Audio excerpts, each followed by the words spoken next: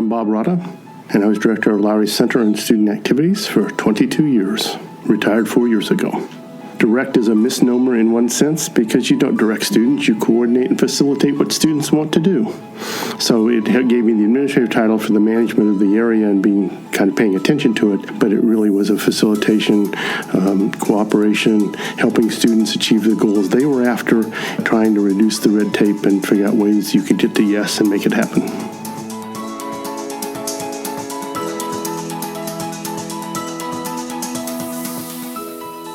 Hello and welcome back to another installment of Project 150, 150 stories for the 150th anniversary of the College of Wooster. My name is Sarah Torrio, and in this episode we speak with Bob Rodda, a retired staff who is also like a friend or a father to a lot of the students on campus. Enjoy.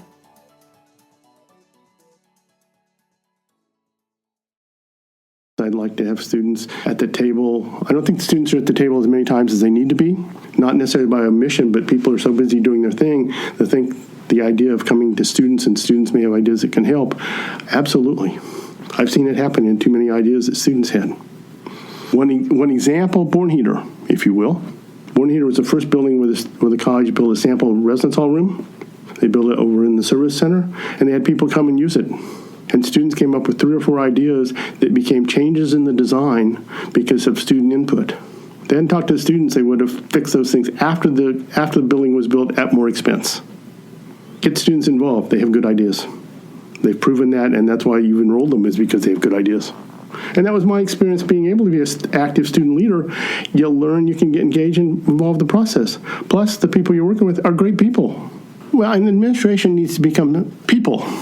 And when the administration, they're farther away. They're they, instead of being somebody you know and can sit down and talk to about something.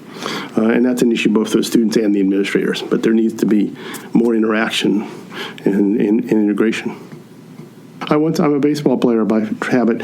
I often have described my style as being a shortstop. So the ball's hit over the outfielder's head and there's a play at the plate. The shortstop's the guy who gets the ball from the outfielder and gets it to the plate, but most people don't see it. Or it's more invisible. They can screw the play up too or make a good piece of it, but it's that notion of helping connect the pieces so they have the chance to interact. The place works better if all the parts are going in the same direction. Bob also took courses during his time here, and he was always eager to learn. I've discovered late about the glory of auditing a class. If I had to, I'd have people audit classes all the time. The payoff to faculty and staff is phenomenal. You get to know what happens in class. You need to learn the expectations and requirements of faculty. You see how students respond to those or not. You certainly you send a message to the faculty member that the class is important because you're spending time to be there. You model continuing education, lifelong learning, because that's what you're doing.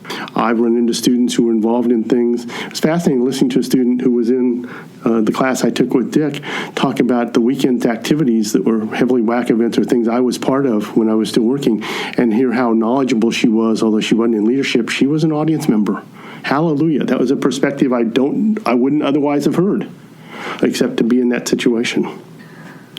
The first thing I wanted to do was refresh my German because it had been on vacation, sort of. So I wanted to get into a German class.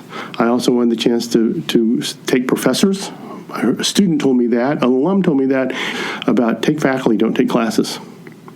Faculty can make any class remarkable, and the good faculty do that. So part of it's been taking faculty members who were there who I think I may know or think do wonderful things. I've heard students say good things about.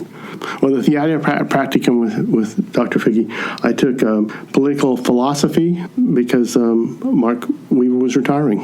And I heard about Mark Weaver and said, I need to have that experience. Not my cup of tea from a subject matter, but he made it delightful and it was enjoyable.